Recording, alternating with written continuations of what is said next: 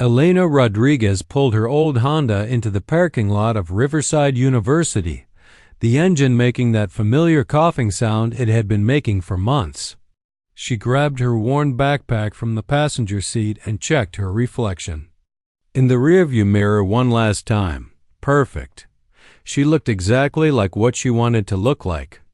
Just another college student trying to make it through another semester. Her faded jeans had a small hole near the left knee, and her oversized gray hoodie was the kind you could buy at any discount store. Her long dark hair was pulled back in a simple ponytail, and she wore no makeup except for a bit of lip balm. The only expensive thing she carried was hidden in her backpack, her phone, which had been buzzing all morning with messages from her manager in New York. She turned the phone to silent and walked across campus toward the music building. Other students rushed past her, some carrying instrument cases, others with coffee cups and textbooks. Nobody gave her a second glance, which was exactly what she wanted. The music theory classroom was on the second floor, and Elena chose a seat in the back corner. She pulled out a plain notebook and a regular pen, nothing fancy, nothing that would draw attention. As other students filed in, she observed them quietly. Most looked eager and nervous, the way freshmen usually did on their first day. A few carried expensive leather portfolios or had the latest laptops. One girl near the front had a designer handbag that probably cost more than Elena's car. Professor Martinez walked in right at 9 o'clock, carrying a stack of papers and a coffee mug with a chip on the handle. He was probably in his 50s, with graying hair and glasses that kept sliding down his nose. Behind him came Professor Thompson, a younger woman with curly red hair and paint-stained fingers, suggesting she taught art classes as well. "Good morning, everyone," Professor Martinez said, setting his things down on the desk. "Welcome to Music Theory 101. I know some of you are here because you have to be, and others because you think it might be easy." A few students chuckled nervously. "I can promise you this. By the end of this semester, you'll either love music theory or you'll respect how complex it really is." Professor Thompson smiled and added, "Before we dive into the syllabus, let's go around the room and introduce ourselves. Tell us your name, what year you are, and why you're interested in music." Elena's stomach tightened. She had practiced this moment, but it still made her nervous. One by one, students introduced themselves. There was David, a sophomore who played guitar in a local band. Jessica was a freshman who had been in her high school choir.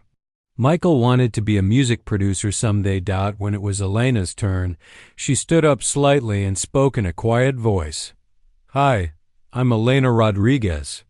I'm a sophomore, and I've always been interested in music. I play piano a little bit." Professor Martinez nodded and made a note on his paper. "Any particular style of piano? Jazz, classical, contemporary?" Elena shrugged. "Oh, just whatever. Nothing too fancy. I've had some lessons here and there." "What?" She didn't say was that she had been playing piano since she was 4 years old. She didn't mention that she had performed at Carnegie Hall 3 times before her 18th birthday. She certainly didn't tell them about the standing ovation she had received just 6 months ago, when she played with the Boston Symphony Orchestra, or about the recording contract that was waiting for her signature back in New York. The truth was that Elena Rodriguez was actually Elena Rosalinda Rodriguez Martinez, known in the classical music world simply as Elena Rosalinda. Music critics had called her a once-in-a-generation talent and the future of classical piano.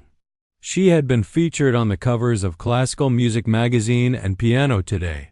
Her YouTube videos had millions of views, and her last album had reached #1 on the classical charts. But here, in this ordinary classroom at this ordinary state university, she was just Elena, a girl who played piano a little bit. As the introductions continued, Elena watched her professors. Professor Martinez seemed kind but tired, like someone who had been teaching the same material for years. Professor Thompson was more enthusiastic, occasionally jumping in with comments or questions for the students. Neither of them showed any sign of recognizing her, which was exactly what Elena had hoped for. The reason Elena was here, pretending to be someone she wasn't, was simple. She was burned out. At 19, she had already achieved more than most. Pianist due in a lifetime, but she felt empty inside. Every performance was scheduled months in advance. Every interview asked the same questions. Every recording session felt like just another job. What Elena really wanted was to learn about music from a different perspective.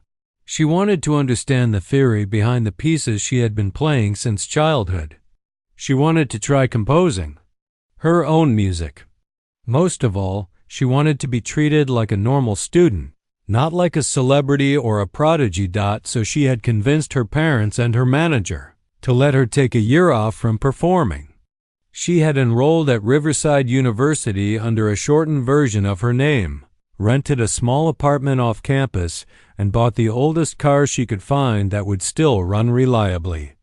Professor Martinez was explaining the syllabus now, talking about scales and chord progressions and harmonic analysis.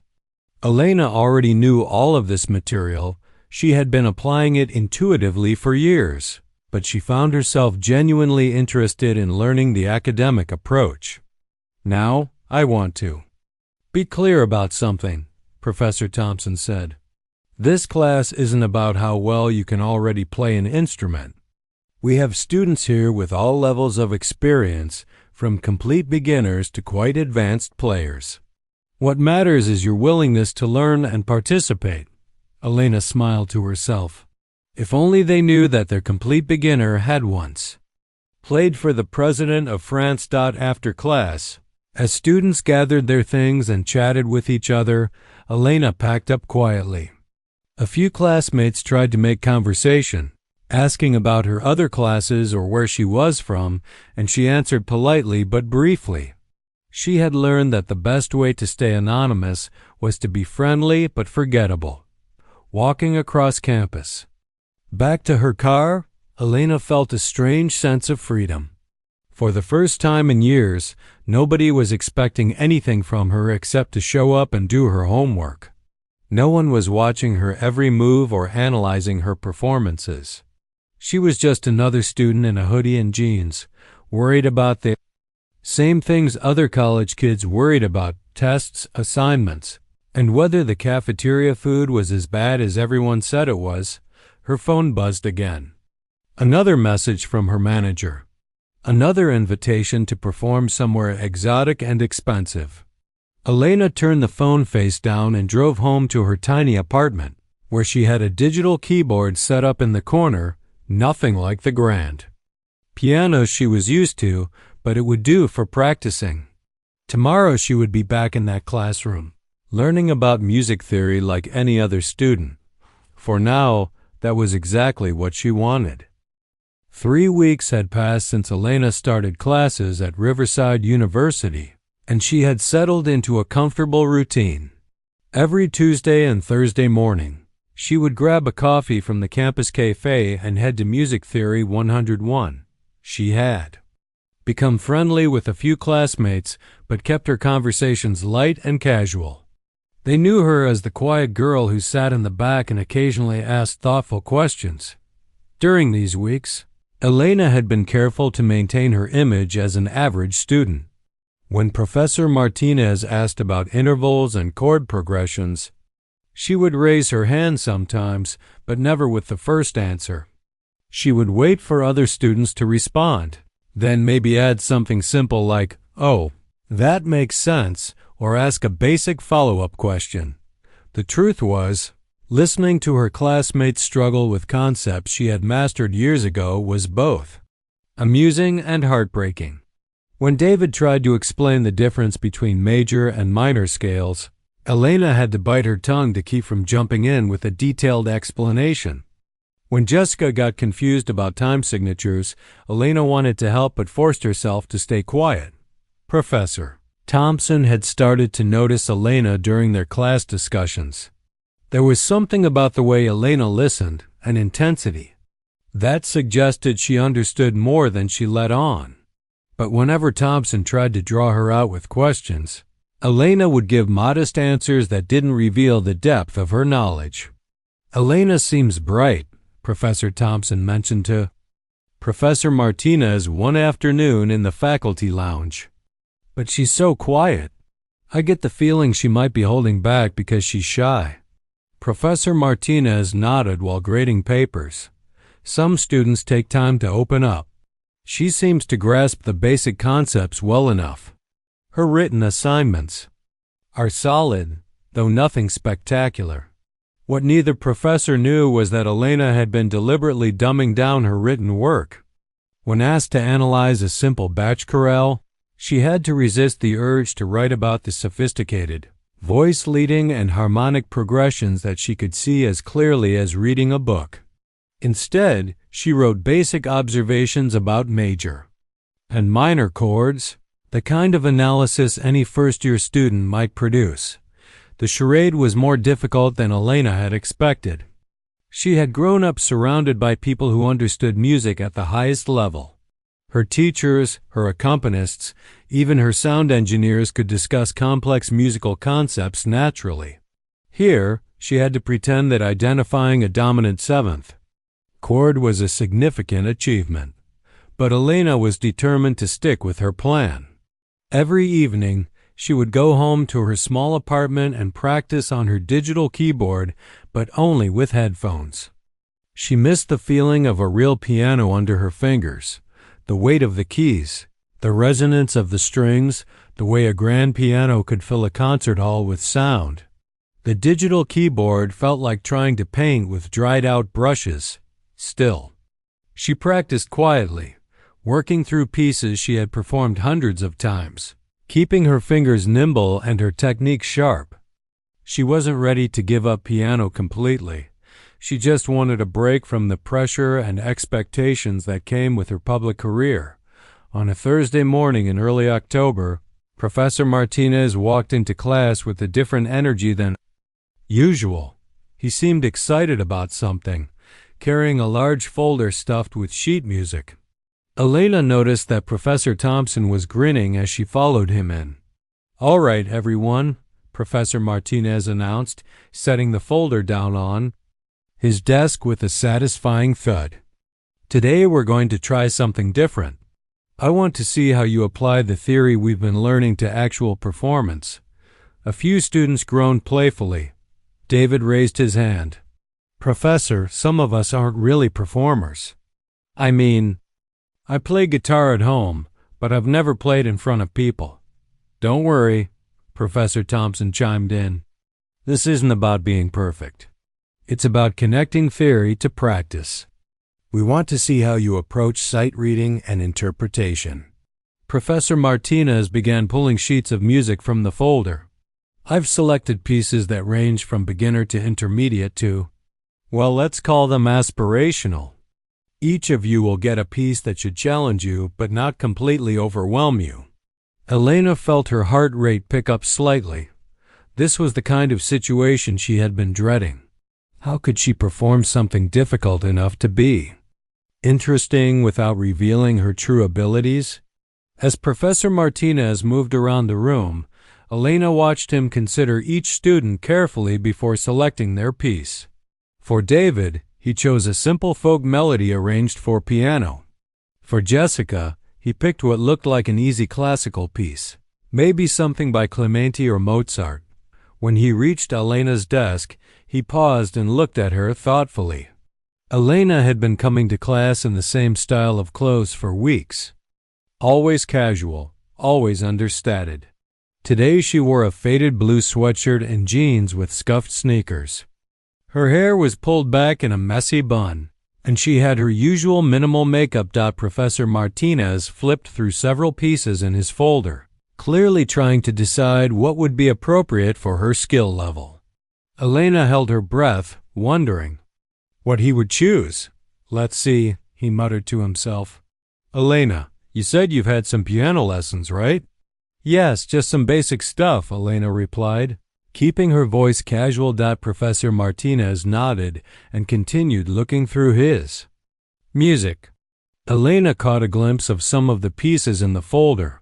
She recognized several intermediate pieces by Chopin, some Bach inventions, and what looked like a Mozart sonata movement.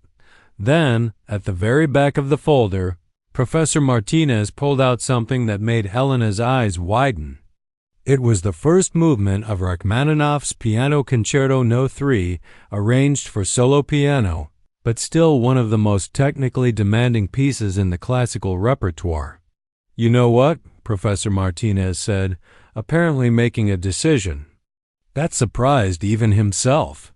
I'm going to give you something that might be a bit ambitious. He placed the Rachmaninoff score on Elena's desk. Elena stared down at the familiar music. She had performed this exact piece with the London Symphony Orchestra just 8 months ago. The performance had been recorded and was available on major streaming platforms.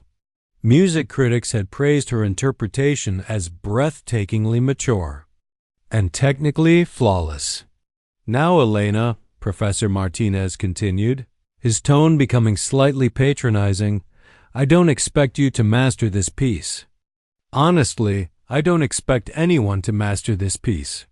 This is Rachmaninoff's third piano concerto. It's considered one of the most difficult pieces ever written for piano. Elena nodded, trying to look appropriately intimidated. The point of giving you this, he continued, is to show you what's possible when you really advance in your studies. Think of it as inspiration. Just try to work through whatever sections you can handle. Even if you can only manage a few measures, that's perfectly fine. Professor Thompson had walked over and was looking at the score over Elena's shoulder. Oh, my, she said with a little laugh. Martinez, are you trying to traumatize the poor girl? Professional pianists spend years preparing for this piece. It's good for students to understand the full range of what's out there, Professor Martinez replied. Besides, Elena seems like she can handle a challenge, right, Elena? Elena looked up at both professors, who were smiling at her with the kind of encouraging but skeptical expressions teachers use when they're assigning something they know is too difficult. They clearly expected her to struggle, maybe even give up entirely. I'll do my best, Elena said quietly. That's all we ask, Professor Thompson said kindly. And remember, this is due in 2 weeks. We'll have performance day where everyone plays their piece for the class. Don't stress about it too much. As Elena carefully placed the score in her backpack, she felt a mix of emotions. Part of her was amused by the irony of the situation. Another part felt slightly insulted by their obvious assumption that she would struggle with the piece. But mostly, she felt a thrill of anticipation. It had been months since she had performed in front of an audience, even a small one. Maybe this was her chance to play again, really play, without all the pressure and expectation that came with her professional career. The rest of the class period was spent discussing the assignment details, but Elena barely heard a word. Her mind was already working through the Rachmaninoff, remembering the subtle pedaling choices and dynamic contrasts that had taken her years to perfect. Elena left class that Thursday with the Rachmaninoff score burning a hole in her backpack. The walk back to her car felt longer than usual, and she found herself looking over her shoulder, as if someone might recognize the piece of music she was carrying. When she finally got to her apartment, she sat on her couch for a full 10 minutes, just staring at the sheet music dot. It felt strange to see it again like this, not as Elena Rosalinda preparing for a major performance, but as Elena Rodriguez, the quiet college student who supposedly had trouble with advanced theory. She remembered the last time she had performed this piece, how the audience had given her a standing ovation that lasted nearly 5 minutes. The memory felt like it belonged to someone else entirely. Her phone buzzed with another message from her manager in New York. Haven't heard from you in days. Hope you're not getting too comfortable with this college experiment. The Vienna offer is still on the table, but they need an answer soon. Elena turned the phone face down and looked at her digital keyboard in the corner. It was a decent instrument, but playing Rachmaninoff on it would be like trying to paint the Sistine Chapel with crayons. Still, it would have to do. The next morning, Elena made her way to the music building earlier than usual. She had discovered that the practice rooms were usually empty before 9 a.m., which gave her time to work. Without drawing attention, she checked the schedule posted outside the practice room hallway. Most slots didn't start booking until after 10. She signed up for practice room 3, a small windowless space with an old upright piano that had seen better days. At least it was acoustic. Elena sat down at the bench and adjusted the height, then placed the Rachmaninoff score on the music stand. For a moment, she just sat there with her hands in her lap. It had been months since she had played this piece, but as soon as she placed her fingers on the keys, muscle memory took over. The opening theme flowed out naturally, each note falling exactly where it should. But after just a few measures, Elena forced herself to stop. She couldn't practice it properly, not here, not where someone might hear. Instead, she began working through small sections very slowly, deliberately making mistakes and correcting them, as if she were learning the piece for the first time. It was torture. Every instinct told her to let the music flow, to feel the power and emotion of Rachmaninoff's genius. Instead, she had to stumble through passages she could play in her sleep, pretending to struggle with fingering she had perfected years ago. About an hour into her practice session, Elena heard voices in the hallway. Through the thin walls, she could hear David in the next room working on his folk melody. He was playing the same 4 measures over and over, clearly frustrated. "Come on," she heard him mutter to himself. "It's just a stupid folk song." Elena felt a stab of sympathy. She remembered being that frustrated when she was young, though it had been with much more complex pieces. She wanted to help, but offering assistance would raise questions about how she knew so much. A few rooms down, she could hear Jessica struggling with what sounded like a Mozart piece. The tempo was uneven, and Jessica kept stopping to restart difficult passages. Elena found herself mentally playing along, filling in the correct rhythms and articulations. Over the next week, Elena established a routine. She would arrive at the music building early, practice in careful moderation, and leave before the building got crowded. She checked the practice room schedule obsessively, making sure to avoid times when her classmates might be around, but avoiding them completely proved impossible. On Tuesday morning, Elena was leaving practice room 3 when she ran into David in the hallway. "Hey, Elena," he said, looking relieved to see a friendly face. "How's the impossible piano piece going?" Elena shrugged and made a face like she was struggling. "It's pretty tough. I can barely get through the first page." "Tell me about it," David groaned. "I've been working on this folk song for a week, and I still can't get the timing right in the bridge section. Want to grab coffee and commiserate about how much Professor Martinez overestimated our abilities?" Elena almost said yes, but then she realized David might want to talk about specific musical problems, and she was afraid she would accidentally reveal too much knowledge. "I'd love to, but I have to get to my next class," she lied. "Sure, no problem. Good luck with the Rachmaninoff. Maybe we'll both survive performance day." As David walked away, Elena felt a pang of loneliness. She genuinely liked her classmates, but maintaining her cover story was becoming more isolating than she had expected. Meanwhile, Professors Martinez and Thompson had been making their rounds, checking on students' progress. They would walk past the practice rooms during their office hours, listening for signs of improvement or distress. On Wednesday afternoon, Professor Thompson paused outside practice room 3, where Elena was working. Through the door, she could hear what sounded like someone very slowly picking through the Rachmaninoff score. "How do you think Elena is doing with that piece?" she asked Professor Martinez when she saw him later. "About as well as expected," he replied, reviewing his notes. "I walked by her practice room yesterday, and she seemed to be working through it measure by measure. Very methodical approach. I'm impressed she hasn't given up entirely. Should we offer her something easier? I'm worried we might be setting her up for embarrassment." Professor Martinez considered this. "Let's give her the full 2 weeks. Sometimes students surprise us. And even if she can only play a small section competently, it will be a good learning experience." What the professors didn't know was that Elena had developed an elaborate system for her practice sessions.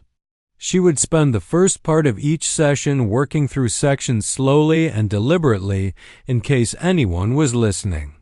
Then, if she was confident she was alone, she would allow herself a few minutes to actually play the piece properly. Those few minutes were both a relief and a reminder of what she was missing. When she let herself play freely, the music came alive under her fingers. The passionate, sweeping melodies of Rachmaninoff filled the small practice room. And for those brief moments, Elena felt like herself again, but she always made sure to end each session by returning to her careful, hesitant practice style, just in case someone had arrived while she wasn't paying attention. By the end of the first week, Elena's frustration was mounting. She had caught herself making actual mistakes, not deliberate ones for show, but real errors born from the stress of constantly holding back. Her technique was suffering from the careful, tentative playing she was forcing herself to do. "This is ridiculous," she muttered to herself one morning after a particularly unsatisfying practice session. "I'm going to forget how to play properly if I keep this up."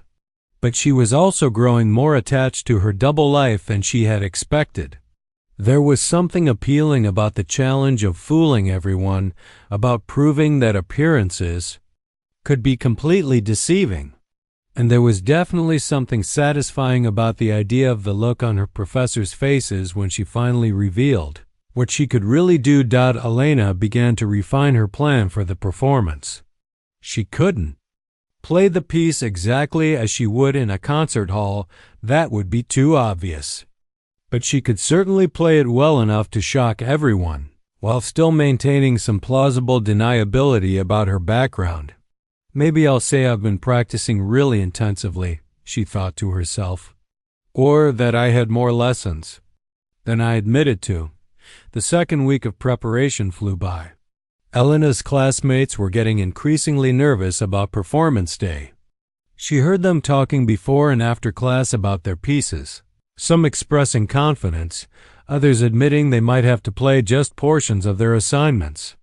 "I think I can get through about half of my piece without totally embarrassing myself," Jessica confided to Elena after Thursday's class.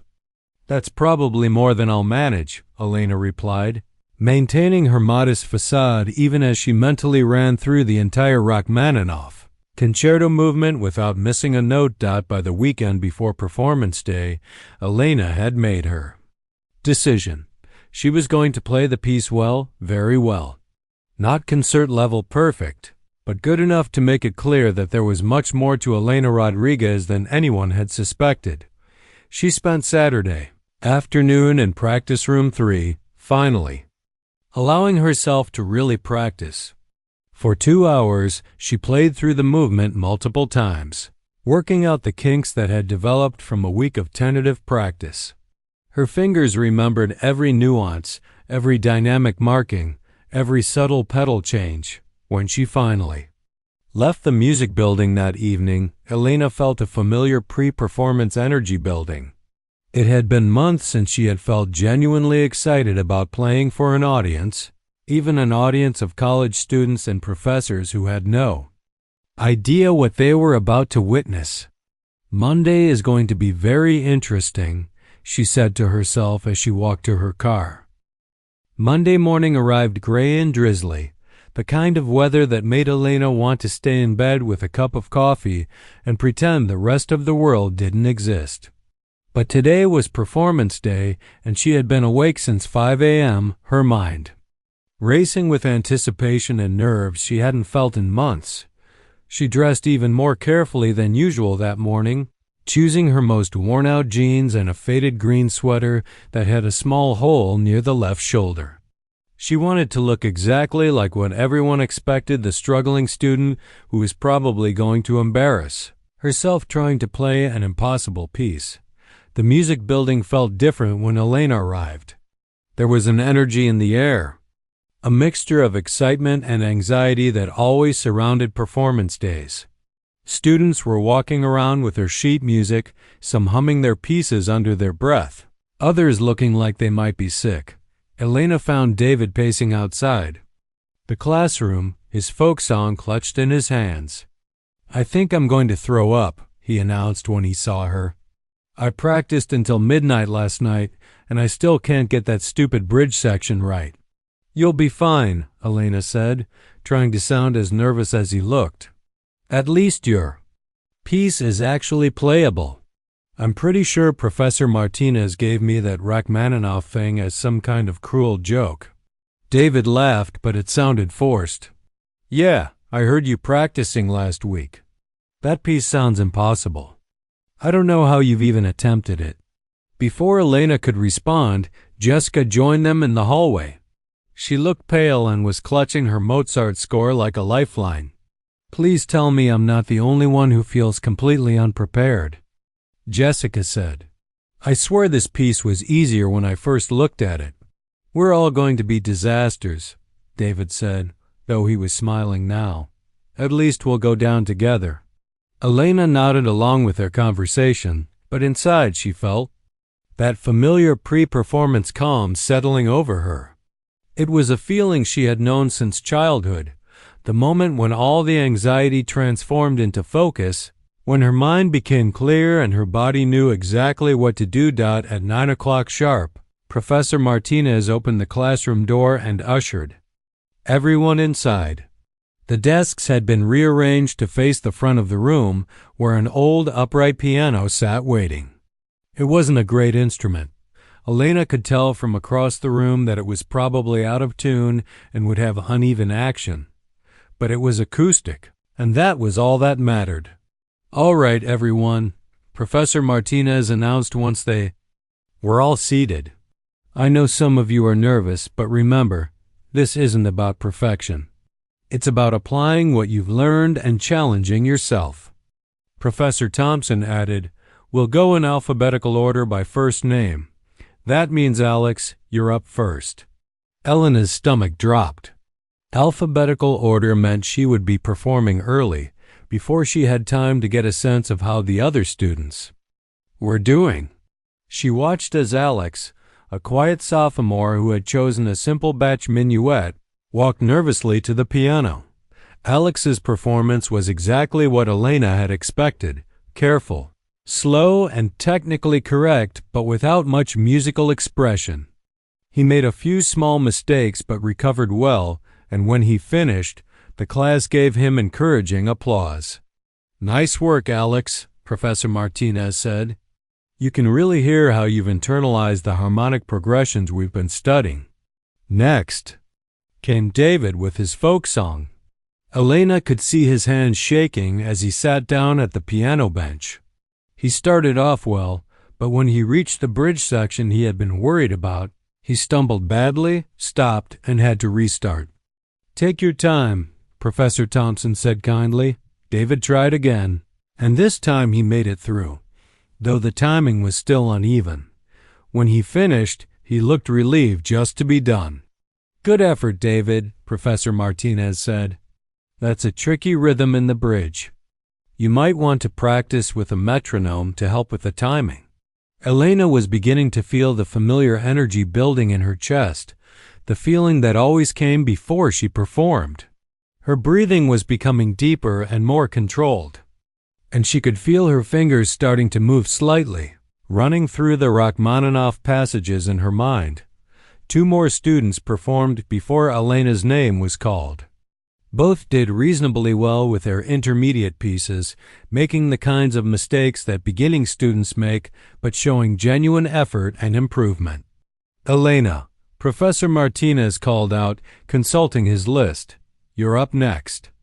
Elena stood up slowly, making sure to look appropriately nervous. She walked to the piano with the same tentative steps she had been practicing for weeks, carrying her Rachmaninoff score even though she had long since memorized every note. "Now, Elena," Professor Martinez said as she sat down at the bench, "I want you to know that no one expects you to play this entire piece. Just do whatever sections you're comfortable with and don't worry about mistakes." Professor Thompson nodded encouragingly. "This is probably the most challenging piece anyone has attempted today. Just getting through part of it will be impressive."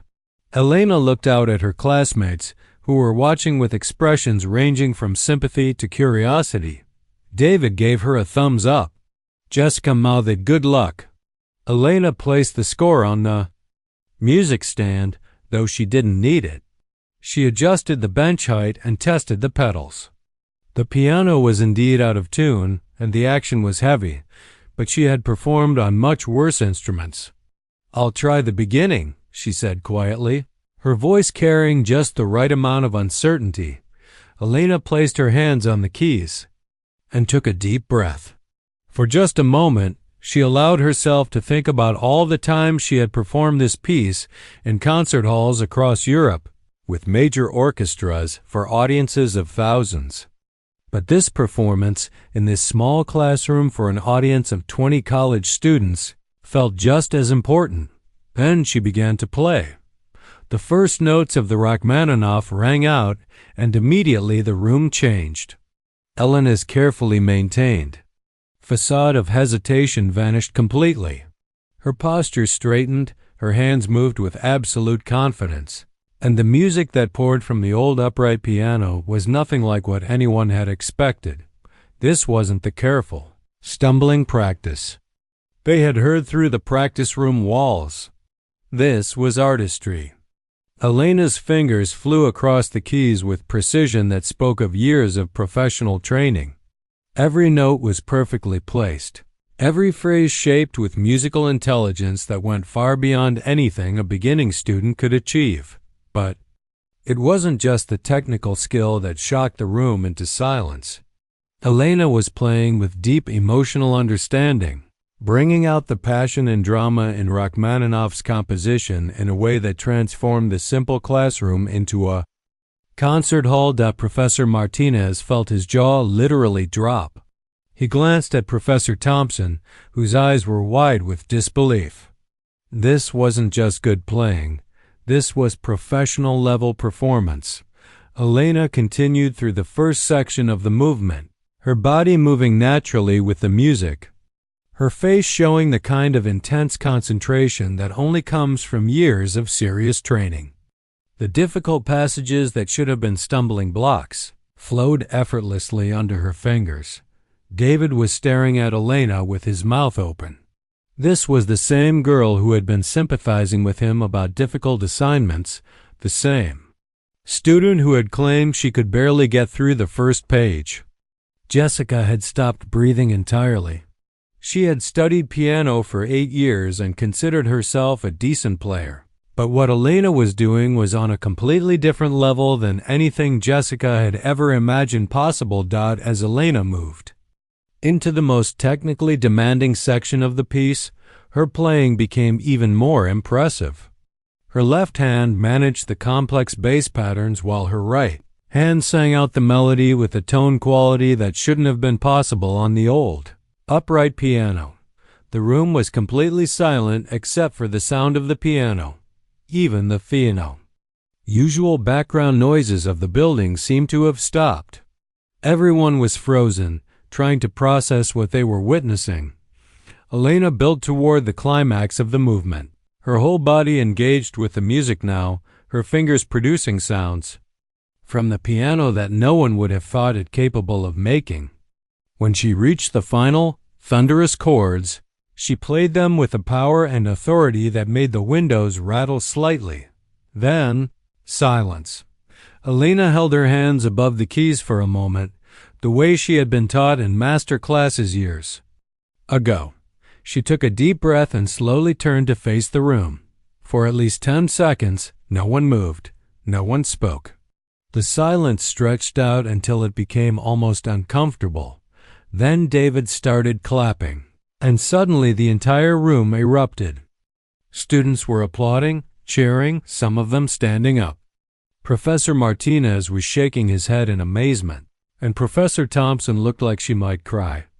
Elena stood up from the piano bench, and for the first time since the semester started, she allowed herself to smile, really smile, in front of her classmates. "Elena," Professor Martinez finally managed to say, his voice shaky with shock. I think you may have understated your experience." The applause seemed to go on forever. Elena stood beside the piano, still smiling, watching the amazed faces of her classmates. David was clapping so hard his hands were probably going to hurt later. Jessica had tears in her eyes. Even Alex, who usually seemed bored by everything, was on his feet applauding, but it was the expressions on her professors' faces that Elena found most interesting. Professor Martinez looked like someone had just told him that gravity worked backwards on Tuesdays. Professor Thompson kept shaking her head slowly, as if she couldn't quite believe what she had just witnessed. "Elena," Professor Martinez said again, his voice still shaky. He walked closer to the piano, studying her face like he was seeing her for the first time. That was extraordinary. Where on earth did you learn to play like that?" Elena felt a flutter of panic. She had planned for this moment, but now that it was here, she wasn't quite sure what to say. How much should she reveal? How could she explain without completely blowing her cover? "I guess I've had more lessons than I mentioned," she said carefully, trying to sound modest. "I've been playing for a while." "A while?" Professor Thompson stepped forward, her eyes wide. "Elena, that wasn't just good playing. That was professional-level performance. I've heard concert pianists who don't play Rachmaninoff that well." The room had gone quiet again. Elena's classmates were listening to every word, clearly as confused as the professors. David raised his hand tentatively. Elena? When you said you played piano a little bit, did you maybe mean you played it a lot more than a little bit?" Elena laughed, and for the first time in weeks, it was completely genuine. "Yeah, I guess I downplayed it a bit." "A bit?" Professor Martinez was still staring at her in disbelief. "Elena, I need to ask you something directly. Are you a professional pianist?" The question hung in the air. Elena looked around the room at all the faces watching her expectantly. She thought about all the weeks of careful pretending, all the times she had held back, all the frustrated practice sessions where she couldn't play properly. "It's complicated," she said finally. Professor Thompson pulled out her phone. "What's your full name, Elena?" "Elena Rodriguez," Elena replied, then paused. "Well, actually, Elena Rosalinda Rodriguez Martinez, but I go by Elena Rodriguez here." "Professor." Thompson's fingers were moving quickly on her phone screen. After a moment, her eyes went very wide. "Oh my God," she whispered, then looked up at Elena with an expression of complete shock. "You're Elena Rosalinda." "I'm sorry, who?" David asked, looking between Professor Thompson and Elena. Professor Thompson turned her phone screen toward the class. On it was a professional photo of Elena in an elegant black concert dress sitting at a grand piano. The caption read, "Elena Rosalinda, rising star of classical piano." Elena Rosalinda is one of the most promising young pianists in the world, Professor Thompson explained to the stunned class. She's performed with major orchestras across Europe and America. She has recording contracts and has been featured on the covers of classical music magazines. Jessica's mouth fell open. Wait, you're famous? Elena sighed and sat down on the piano bench. I guess the secret's out. Professor Martinez was scrolling through his own phone now. Elena Rosalinda, Carnegie Hall debut at age 16. Performed. With the Vienna Philharmonic. Recording contract with Deutsche Grammophon. He looked up at Elena with a mixture of awe and confusion.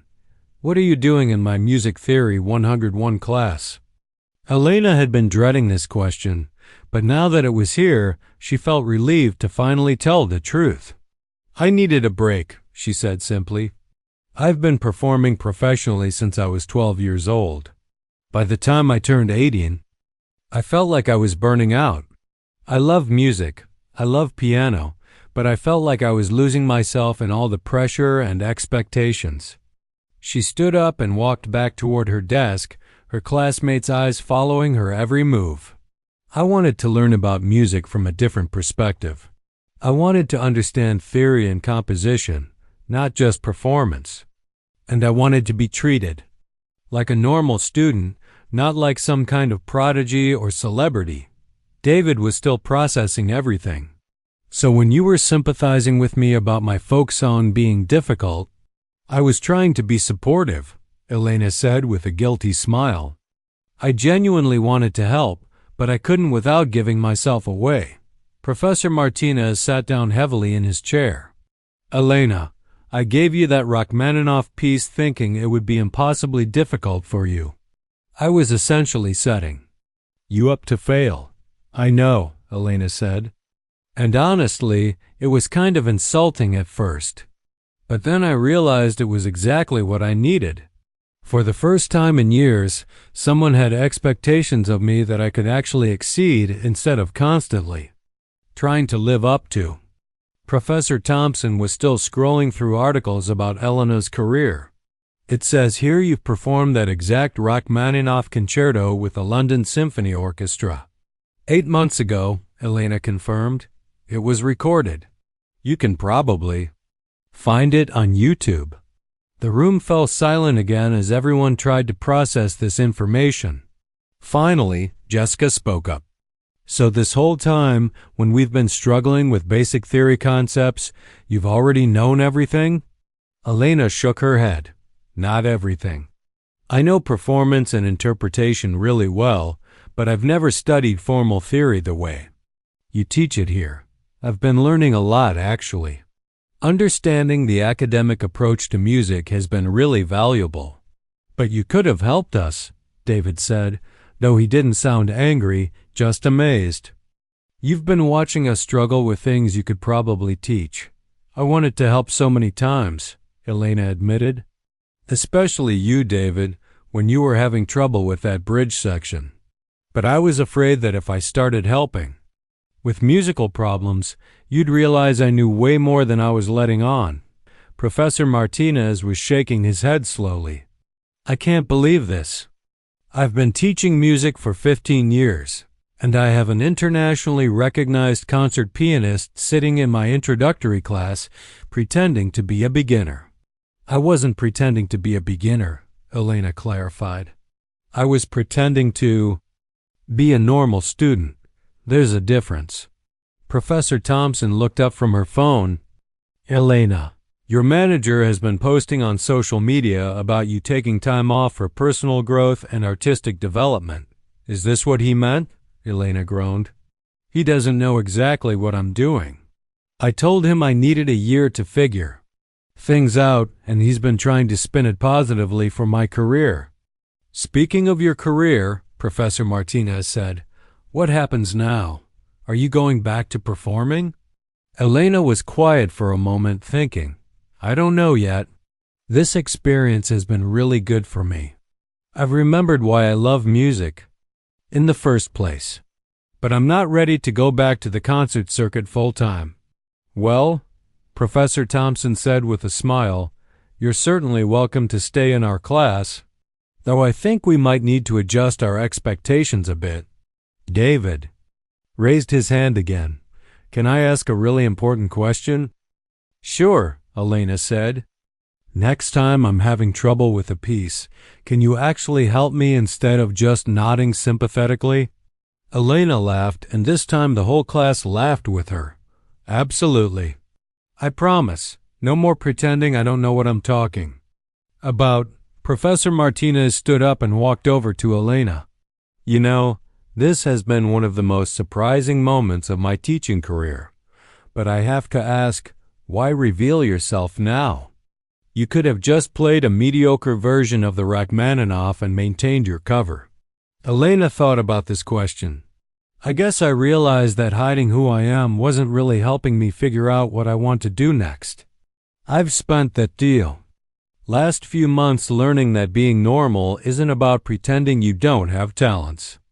It's about using those talents in a way that makes you happy."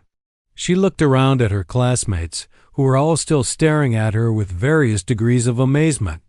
"Besides," she added with a grin, "I really missed performing for people who genuinely love music, even if they're not music critics or industry professionals. Watching your faces while I played reminded me why I started doing this in the first place." The bell rang, signaling the end of class, but nobody moved. "Well," Professor Thompson said finally, "I think it's safe to say this has been the most memorable performance day in the history of music." Theory 101. As students began to pack up their things, Elena found herself surrounded by classmates who wanted to talk to her, ask questions, and hear more about her experiences. For the first time since she had started at Riverside University, Elena felt like she could be completely herself, and that, she realized, was exactly what she had been looking for all along.